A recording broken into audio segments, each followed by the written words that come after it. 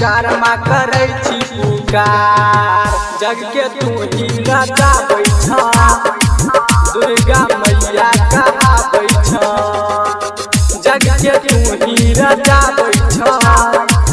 दुर्गा मैया कहाबै छ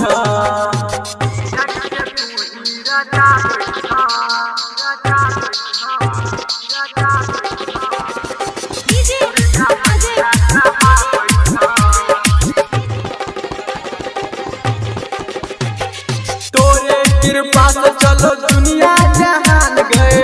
हमरो दो दे कनी ज्ञान गए तोरे कृपा से चलो दुनिया जहान गए हमरो दो दे कनी ज्ञान गए दर दर हम गए भटक रहल छी दर्शन लेल हम तरसी रहल छी किया मां भेला तू एते कठोर मांगे एते कठोर जग के तू ही राजा बैठा दुर्गा मैया कहाबै छ जग के तू ही राजा बैठा दुर्गा मैया कहाबै छ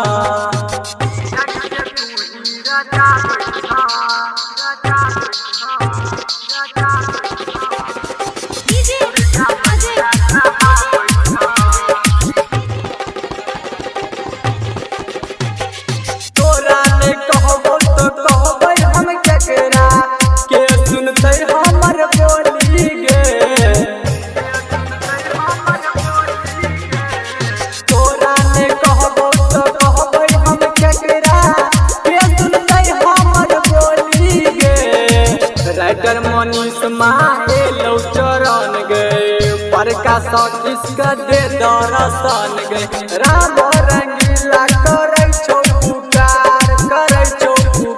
माँ करे छो पुकार जग के तू ही राजा बैठा दुर्गा मैया कहाबै छ जग के तू ही राजा बैठा दुर्गा मैया कहाबै छ पुष्पानी रिकॉर्डिंग स्टूडियो दरभंगा।